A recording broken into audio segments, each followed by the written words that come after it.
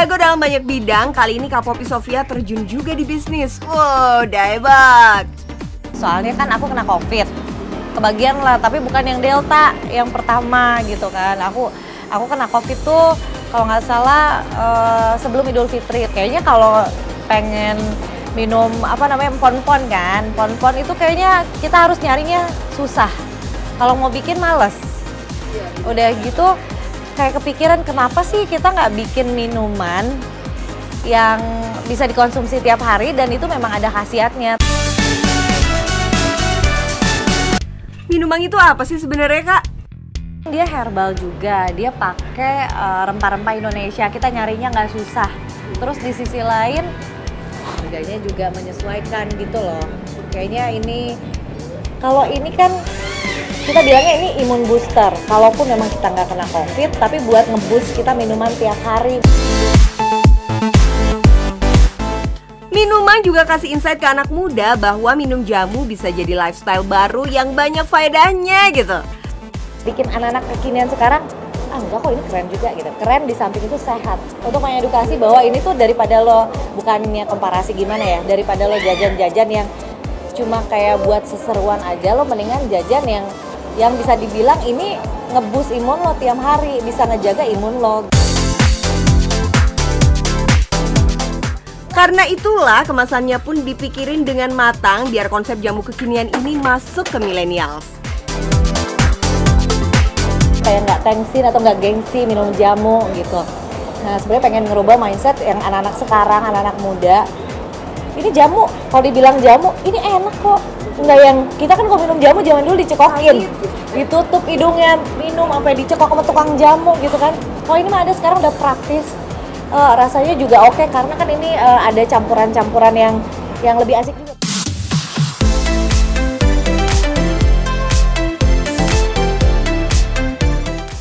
Dari situ, nggak lama-lama Kak Poppy Sofia dan partnernya yaitu Kak Christine langsung eksekusi ide bisnis ini. Kebetulan banget Kak Christine juga punya background yang sama, yaitu rajin minum empon-empon. Bahkan dia selalu bikin sendiri loh dulunya.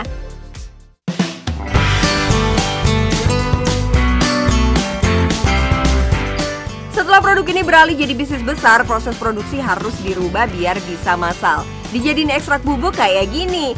Tapi tenang, ini 100% tanpa bahan kimia tambahan dan tanpa pengawet.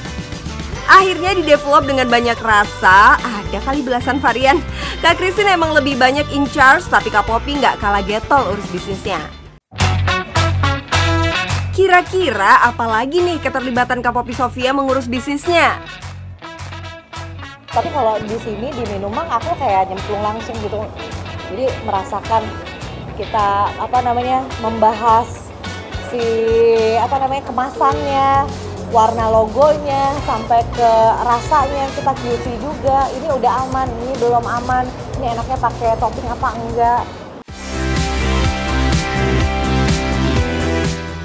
Catat bos, nama besar memang membantu, tapi strugglingnya selalu ada.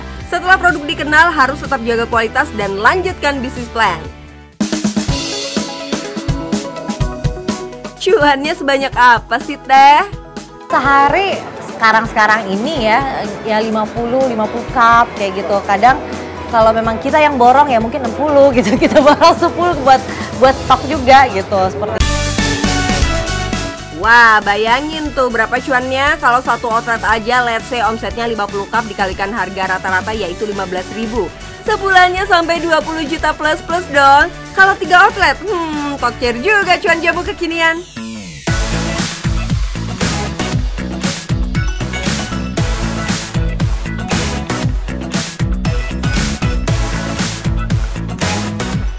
Nih bos, free tips gitu berbisnis ala Kak Poppy. Kalau dibilang bisnis itu pasti kan beresiko ya. Apapun beresiko, mau nikah juga beresiko. Di kehidupan ini memang penuh resiko menurut aku. Ketika kayak lo dapet uang, di-keep aja dulu, jangan boros-boros dulu.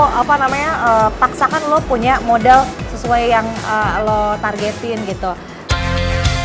Jadi gimana bos? Udah mulai tertarik bisnis? Karena yang penting cuan bos!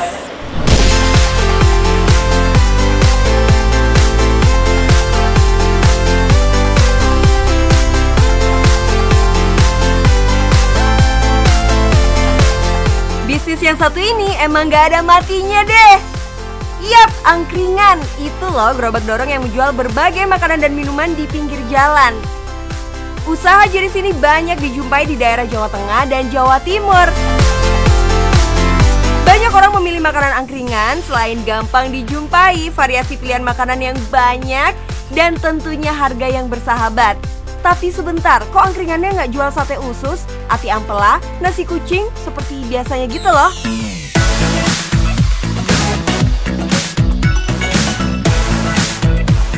Eits, jangan bingung ya, angkringan ini pure hasil inovasi KJNI kok. Kalau pada umumnya angkringan identik dengan nasi kucing, sate jeroan, dan lain-lain, ia membuat terobosan unik dengan menjual aneka dimsum di gerobak angkringannya. Ini dia Ya Suka Dimsum. Halo bos, saya Jenny, pemilik dari Ya Suka Dimsum. Mau tahu seperti apa bisnis dan cuannya? Ayo ke saya. Halo bos, jadi ini adalah Ya Suka Dimsum. Konsepnya itu adalah angkringan seperti ini, dijual dari start harga 1.000 sampai 4.000 rupiah aja. Nah, untuk varian 1000-nya ada di sebelah sini, mulai dari bapau, ada crab stick, ada somai ayam mini, ada cikua, ada kembang cumi. Sedangkan ini varian 4.000 kita, di bagian belakang ada gyoza, somai ayam, sama fish roll. Untuk varian 3.000-nya ada di depan, mulai dari otak-otak, salmon bowl, dumpling ayam, dumpling keju, dan bakso ikan. Berlokasi di salah satu food street Cibinong, Kabupaten Bogor, Ya Suka Dimsum merupakan salah satu tinan yang paling banyak menarik minat pembeli. Tuh lihat, padahal baru saja buka tapi yang antri sudah banyak banget. Walaupun angkringan ini baru jalan 2 bulan, tapi Jenny sebenarnya sudah memulai usaha dimsumnya secara online sejak beberapa tahun yang lalu. Tapi apa sih yang buat Jenny memilih untuk berbisnis?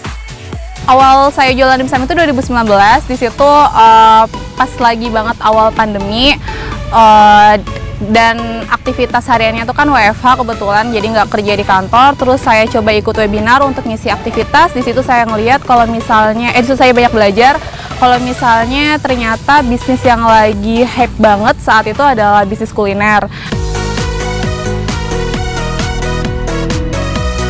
Berawal dari sering mengikuti webinar, akhirnya Jenny memberanikan diri untuk memulai bisnis frozen food.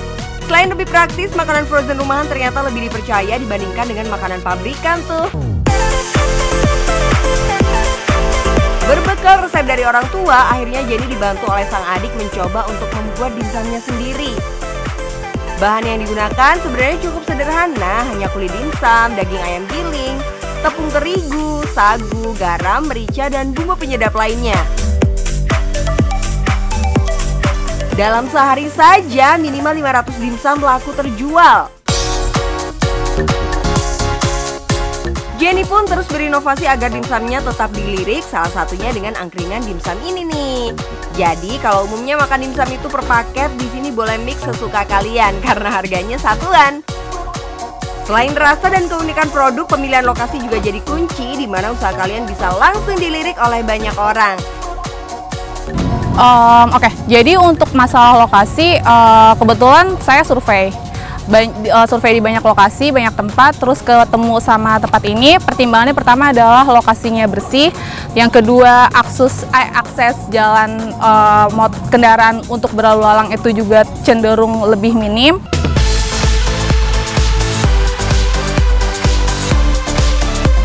Yang satu ini juga penting ya, kalian juga harus riset target market di sekitar lokasi seperti apa. Lihat jajanan yang ada di sana, lebih banyak yang jual cemilan atau makanan berat. Seperti di Food Street Cibinong ini yang hampir sebagian besar makanan yang dijual berupa cemilan. Jadi marketnya juga sudah terbentuk ya, sehingga kalau kalian mau coba jualan yang lain pastinya akan lebih beresiko tuh. Tapi yang jadi pertanyaan, emang tujuan apa sih bisnis dimsum ini? Jadi target per hari kita penjualan untuk satu menu somai ayamnya aja itu minimal 300 piece. Jadi dalam satu hari bila kejual 300 piece kan ketahuan dong sebulan kejualnya berapa. Nah itu untuk weekday saja, sedangkan untuk weekend kita bisa menjual 500 sampai 600 piece untuk satu menu saja. Sedangkan saya di Ya Suka ini memiliki 17 varian menu. Jadi cuannya dapetnya bisa lebih banyak.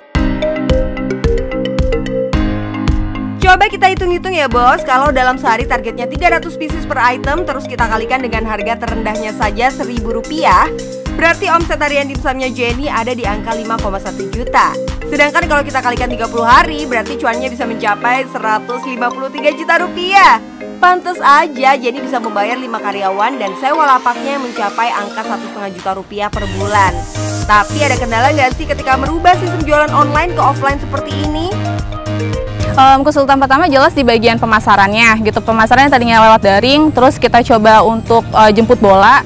Kita ngelihat demand juga kira-kira dapat nggak nih respon dari masyarakat soal tempat ini gitu. Terus karena kebetulan beruntungnya saya ada di lokasi yang isinya tuh banyak standnya lain-lain, jadi saya ibaratnya memanfaatkan lokasi tersebut gitu untuk memasarkan secara langsung juga gitu. Yang namanya usaha pasti ada kesulitan dan tantangannya ya. Nggak cuma terkendala dari segi pemasaran, ternyata angkringan milik Jenny beberapa waktu lalu juga sempat kebakaran loh.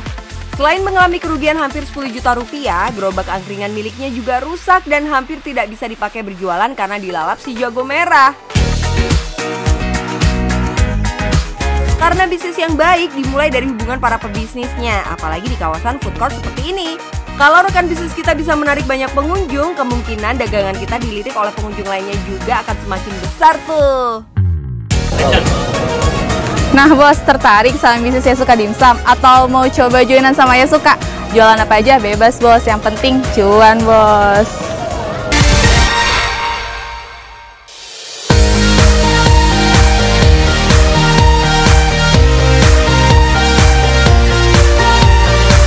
Tahun baru, semangat juga harus baru ya. Tinggalin deh tuh toksik-toksik yang bisa bikin kalian jadi negatif. Stay positif, terus berkarya dan jangan cepat puas sama hasil sekarang. Karena ada pepatah yang bilang kalau pelaut ulung nggak lahir di laut yang tenang. Intinya kalau kalian mau jadi orang yang hebat, ya nggak bisa terus-terusan di zona nyaman. Terus bergerak, lihat peluang dan jangan takut ambil resiko seperti yang dilakukan sama Bos Victor dan Jessica ini.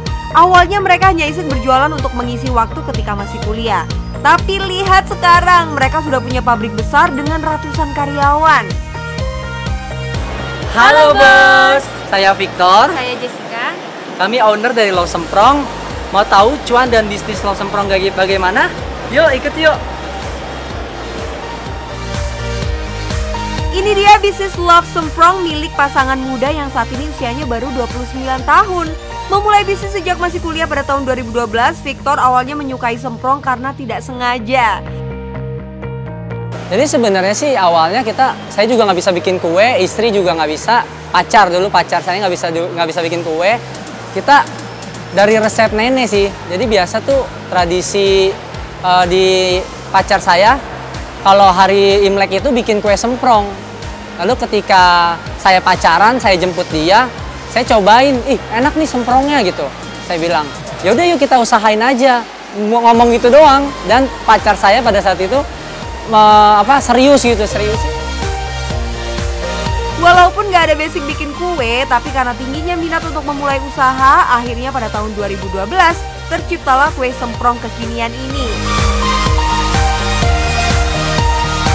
Nama Love Semprong sendiri diambil karena cinta mereka berdua ya. Yang masih jomblo nggak usah iri loh. Berbekalkan resep dari nenek dan uang Rp500.000 hasil dari komisi ia bekerja, akhirnya mereka berhasil membeli mesin dan juga bahan-bahan kue semprong. Tapi yang namanya usaha nggak langsung manis ya, pasti ada trial and error untuk mendapatkan kualitas produk yang siap jual dan berkualitas. Menurut saya kalau misalkan sebuah bisnis, sebuah produk itu apapun itu bisa sukses. Tergantung kita ngelolanya gimana gitu. Jadi kalau saya pikir-pikir pada saat itu, kalau kue semprong ya dari zaman kapan juga, dan nenek kita juga udah ada gitu ya. Apa sih yang bikin kita orang mau beli kita ya? Harus ada perbedaan. Disitulah kita coba-coba pikir apa yang membedakan. Dan pada saat itu kita udah research, di Indonesia tuh belum ada yang namanya semprong isi-isian. Diferensiasi produk emang penting dalam berbisnis. Memiliki perbedaan dengan produk di pasaran akan menjadikan produk kalian memiliki keunggulan dibanding produk lainnya. Apalagi dibuat dengan kualitas yang baik, dengan rasa dan tampilan yang menarik. Duh, dijamin usaha kalian pasti bakal laris manis. Nah, ini dia bos, pabrik tempat pembuatan semprong kita. Setiap harinya kita bisa produksi ratusan hingga ribuan toples semprong. Mau lihat gimana prosesnya? Yuk kita cek. Untuk membuat kue semprong, bahan yang harus disiapkan adalah santan kelapa, tepung terigu, sagu, telur, dan gula pasir. Semua adonan dimix menggunakan mesin sampai tercampur rata. Dalam sehari, couple-planner ini bisa menghasilkan hingga ratusan kilo adonan loh. Nggak heran kalau target harian mereka di angka 4.000 toples. Tapi ini semua masih proses ya, doain aja supaya cepat tercapai. Amin. Intinya sih jangan malu untuk bermimpi. Seperti pasangan ini bos, bermodalkan Rp500.000, tapi karena kegigihan dan keterampilan mereka dalam memajukan bisnisnya, sekarang omsetnya sudah mencapai ratusan juta rupiah. Kalau kita hitung-hitung nih bos, dalam sehari misalkan mereka bisa menjual 1.000 toples semprong, kita ambil dari harga termurahnya ya, Rp32.000 untuk yang rasa original. Berarti omset harian mereka ada di angka Rp32 juta. Kalau dikalikan sebulan, kalian hitung sendiri deh cuannya ya. Tapi Kak mau tahu dong kalau bisnis bareng sama pasangan itu enak gak sih? Terus pernah gak kepikiran kalau putus gimana? Jadi kepo nih. Jadi ya itu juga banyak yang nanyain juga. Nanti kalau putus gimana gitu ya. Saya ledekin aja, ya udah kalau punya 10 panggangan, 5 panggangan dia, 5 panggangan saya gitu kan. Kalau punya karyawan 10 ya bagi 2 gitu.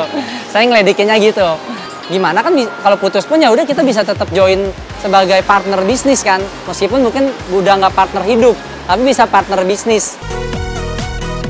Bener banget tuh, yang namanya hubungan emang harus serius. Nggak cuma dalam hubungan asmara, bisnis juga ternyata bisa loh bikin kita makin erat sama pasangan. Nggak mungkin dong kalau bikin usaha langsung besar, pasti ada yang namanya proses. Itu tuh dulu awal-awal tuh saya sama istri, sama pacar dulu sambil kuliah kita bagiin brosur ke seluruh Jakarta. Jadi brosur nih masih fotokopian, belum ada berwarna, fotokopian. Kita tambahin tester, pakai plastik klip, kita staples, kita bagiin ke kantor-kantor di Jakarta.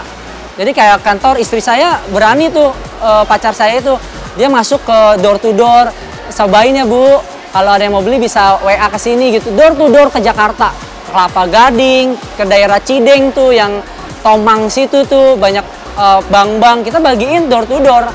Dulu kita pernah kehilangan uang 4 juta di Kopaja. Itu istri saya dulu pas kuliah kan kalau saya lagi nggak bisa jemput naik Kopaja. Itu tuh uang buat beli toples itu hilang di Kopaja. Nggak tahu kenapa, entah dihipnotis atau apa gitu. Pada lagi saat mau hari raya, justru malah hilang uang 4 juta itu. Pada saat itu padahal 4 juta itu lumayan banget. Buat beli toples tuh bisa berapa lusin. Handphone kita juga pernah diambil karyawan. 4 handphone, lagi rame-rame juga diambil karyawan, dan ya bingung tuh, orang lagi pesan di handphonenya hilang. Seperti itu sih. Bisnis yang besar dimulai dari usaha dan kerja keras pemiliknya. Setiap usaha kalau dilakukan dengan sungguh-sungguh pasti bakalan ada hasilnya. Jadi gimana bos? Tertarik sama bisnis love semprong? Atau mau bisnis yang lainnya? Nggak masalah kok, yang penting cuan bos.